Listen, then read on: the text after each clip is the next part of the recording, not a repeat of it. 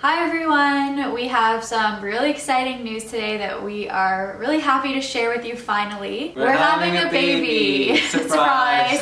I'm pregnant and I've been pregnant for a while now. We've kind of just been keeping it private into ourselves, just enjoying this journey together. I'm doing really well. I'm healthy. The baby is healthy. The baby will come sometime at the end of July. I'm 27 weeks, just about to enter my third trimester. I'm feeling really well overall. And yeah, I'm excited to finally announce it on YouTube. I announced it 2 weeks ago on Instagram, so if you haven't seen that post, definitely go check it out. But yeah, today I just wanted to do a general pregnancy Q&A. You guys sent me so many great questions on Instagram. It was really hard to pick which ones to answer, but we've picked a few. And then Rafi's gonna join me again. He's leaving. Yeah, I'm leaving. But he's gonna join me again at the end because we're going to answer the last question together, which is whether we're having a boy or girl. So stay tuned to the very end to find out. And wait, let's show the bump first. I've really popped, I think, the past week, right? Yeah, you really have. Getting a little round there. Before I start, I just want to give a quick little chat about why I've been so quiet about my pregnancy on social media and especially this channel. So the reality is that growing a baby while managing type 1 diabetes is not easy. It requires a lot of time and energy, and it can be quite overwhelming at times. I have felt so vulnerable during this pregnancy and just unable to open myself up to any online judgment and unsolicited advice during this sensitive time. And unfortunately,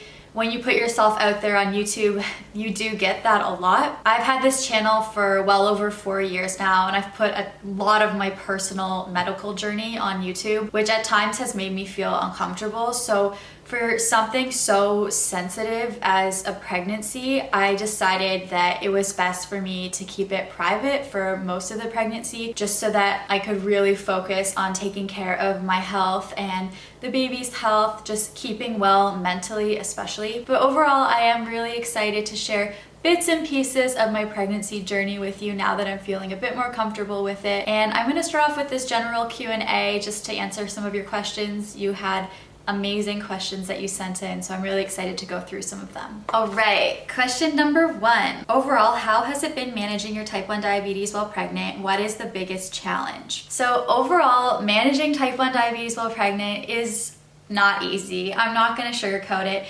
It's a lot of work because you have to be on top of it 24/7, even more so than just regular life with type 1 diabetes. But I do have to say that the experience overall has been pretty good. I'm really lucky I have a great care team, and it hasn't been nearly as scary as I expected it to be. I was always really scared of being pregnant with type 1 diabetes growing up, and now that I'm in this situation, it's definitely not as bad as I thought it would be and not as scary. The biggest challenge that I've found so far through this pregnancy is actually working a full-time job while managing my type 1 diabetes while pregnant. I always said before I was pregnant that living with type 1 diabetes is like a full-time job in itself.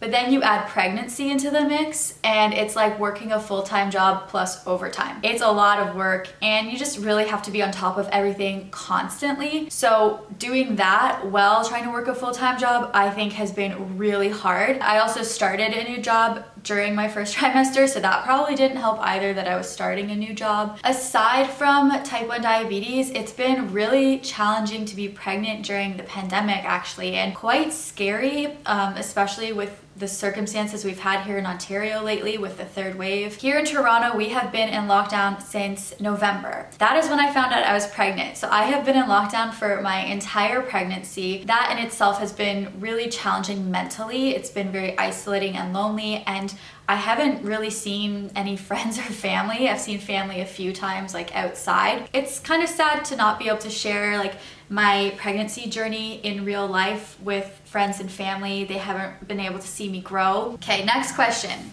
Was this pregnancy a surprise or planned? It was both. In terms of diabetes, it was planned because I started working with my diabetes team in summer of 2020. We knew we wanted to try to start a family sometime in 2021. So I started working with them to bring my blood sugars into pregnancy range and just tighten them a bit. So I had been working on that, but then I ended up getting pregnant in November 2020. So the pregnancy part was actually a surprise, but it was good because my blood sugars were already in pregnancy range, so it was all good and it was a very pleasant surprise. How did you find out you were pregnant? I found out I was pregnant really early. I had no symptoms. I hadn't missed my period. What happened was, it was a Friday night. After a long work week, we were about to open up a bottle of wine and I was really excited to have a couple glasses, but this inner voice inside my head just told me to take a pregnancy test. And I don't know why, it's very strange, but I went upstairs and I changed out of my clothes into my sweats. I took the test, peed on a stick, put it on the counter and left it for 3 minutes. And I thought that I would just kind of peek in, see the not pregnant on the screen, and then go downstairs and have my wine. And I popped my head in and it said pregnant 1 to 2 weeks. So that was a shock of a lifetime. Very surprised and overwhelmed. I didn't really know what to think that night. That's how I found out, just kind of by chance. How did you plan for pregnancy diabetes-wise? So like I said, I started planning for pregnancy in summer of 2020 because we knew sometime in 2021 we'd want to start trying. So I told my diabetes team that I wanted to tighten my blood sugars and work on that. I worked with them for a few months, really closely actually. We worked on fine-tuning my insulin doses for my insulin pump, which is back here today. We worked on figuring out my basal rates, my insulin to carb ratios, my insulin sensitivities throughout the day, and just really fine-tuning everything. I also really needed to brush up on my carb counting. That's something that my team pointed out when we were working together. And looking back on my old videos, it's actually cringeworthy how bad my carb counting was. My nurse and my dietitian recommended I buy my food scale, which I've shown in so many of these videos, but I'll also post it down below for you all. But that is something that really was a game changer in my carb counting and actually really helped me tighten my blood sugar control, which I was surprised that it helped so much. What is your care team like? Are you at a high-risk OBGYN and how often are your appointments? So I actually have 2 separate care teams. I have my diabetes pregnancy care team, which is different from my normal diabetes team. So I transferred from one diabetes team to the other. And then I have another team, which is my high-risk OBGYN team. On that team, I have my high-risk OB and a nurse, and then on my diabetes team, I have my pregnancy endocrinologist and a nurse as well. And everyone has been fantastic. I'm very lucky to have these healthcare professionals helping me with this journey. I see each team every other week, so you can do the math, but it adds up to be a lot of appointments. Then there's other appointments outside of that. Like for example, I need to have my eyes screened for retinopathy once every trimester. I'm actually going for my 3rd trimester screening this week. And then I see a psychologist as well, just because it is such a mental burden being pregnant with type 1 diabetes, so that's important for me to see regularly. And of course, not everyone needs this, but that's just something that I personally need. And then yeah, there's a few other random appointments here and there, but overall, I'd say I at least have 1 appointment a week, if not more. All right, this is a super loaded question. Does being pregnant affect your blood sugars? How have your insulin needs changed throughout pregnancy? So this is a video on its own, but yes, being pregnant really affects your blood sugars because you've got a surge of hormones going through your body and your hormone levels are constantly changing. How it affects your blood sugars depends on the stage of pregnancy. I'm planning on making a review video for each of my trimesters, so doing one for the 1st, 2nd, and 3rd, and then talking about kind of how my blood sugars were affected each trimester and how my insulin needs changed. But just to give a general overview, when I first found out I was pregnant, I needed a lot more insulin. At the end of my 1st trimester, my insulin needs really decreased because you actually start making some of your own insulin at the end of the 1st trimester, which I found to be so interesting. 2nd trimester, my needs went up a bit, but it was pretty stable. And now that I'm entering my 3rd trimester, hello insulin resistance. Wow. I need a lot more insulin. Did you have morning sickness? How did you deal with it? So yes, I had morning sickness, but I am really lucky because my morning sickness only lasted for about 10 days. And I know a lot of people, including my siblings, who had morning sickness for their entire pregnancy. So I'm so grateful it was only 10 days long because it was really bad. Having morning sickness with type 1 diabetes is quite dangerous because you have to worry about dehydration and ketones. And at the beginning of my morning sickness phase, I actually did end up having to go to the ER because I had really high ketones and we got scared that something was gonna happen to me or the baby. So I went into the ER and I was put on IV fluids and everything was fine. The baby was fine, I was fine. But after that, I managed my morning sickness by making sure I stay really hydrated. So we bought a bunch of Gatorade Zero to keep up my electrolyte levels, and I sipped on that throughout the day. I ate really plain, bland foods because that's really all I could stomach. So like soda crackers, chicken soup, popcorn. I kind of lived off popcorn for those 10 days. And then just ate small amounts whenever I felt like I could. All right, what blood sugars do you aim for during pregnancy? So I think that this can really vary based on your diabetes clinic, but I will give you the target ranges that my clinic likes to see. I just want to say that these are goals. It's not always going to be perfect with type 1 diabetes in pregnancy. You can't achieve perfect blood sugars all the time. It's just not possible because our pancreases don't fully function. We're working as an organ, which is so hard. So these are goals, and I just wanted to say that because I know these ranges sound really tight. So for fasting, which is before you eat, my clinic likes to see between 3.8 to 5.3, and I will also show the other units down here because I know not everyone uses millimoles per liter. 1 hour after eating, they like to see your blood sugar lower than 7.8 millimoles per liter, and 2 hours after eating, they like to see your blood sugar under 6.7 millimoles per liter. I know it seems quite tight, but yeah, that's type 1 diabetes in pregnancy. It's a pretty tight range that you're going for. My clinic also really likes to see time in range. They really value time in range for people who do use a continuous glucose monitor, and they look for 80% of time in range between 3.8 and 7.8. Okay, so A1C question. I knew this one was coming. What was your A1C when conceiving and during pregnancy? And then what is the ideal A1C for pregnancy? All right, so I just want to say I do not like sharing my A1C on this channel because it's my personal medical value. It also doesn't show the full picture. It's just an average and it's a number. It doesn't define you as someone living with type 1 diabetes. I think sharing it can lead to a lot of unnecessary comparison and judgment. However, since this is pregnancy related, A1C is a very relevant metric that's used throughout pregnancy. I have my A1C tested every 4 weeks, and it's something that my doctors look at all the time. So I am gonna share it in this video, but I just wanna say it's just a number and it doesn't define you. So my A1C for years before having a baby was at 6.5, around there, just kind of remained around there, and I was super, super happy with that number. Then when I started working with my diabetes team in the summer of 2020 to kind of tighten my blood sugars into pregnancy range, it went down to 5.5. So my A1C when conceiving was 5.5. And then after I found out I was pregnant, I had even tighter control because when you're pregnant, you have this insane motivation. It's really amazing, but you have this life growing inside you, so you're motivated to have the best control you've ever had in your entire life. So my A1C during pregnancy has actually been between 4.8 and 5 the entire time. Best A1C I've ever had in my life. I never thought I would have an A1C this low, but like I said, it's that motivation that really keeps you going. And then for ideal A1C for pregnancy, I believe my clinic likes to see under 6.5, but if you can, preferably under 6. In what ways has pregnancy changed your relationship with type 1 diabetes? Pregnancy has definitely made me more in tune with my own body. I have learned more about my type 1 diabetes than I have in my 18 years of living with type 1 diabetes. I've really learned how different foods affect my blood sugar, like how to pre-bolus, how my insulin sensitivity varies throughout the day, all these little things that I never really would have thought of before. I've had to think about because of pregnancy. Is it harder to find places to put your insulin pump while pregnant?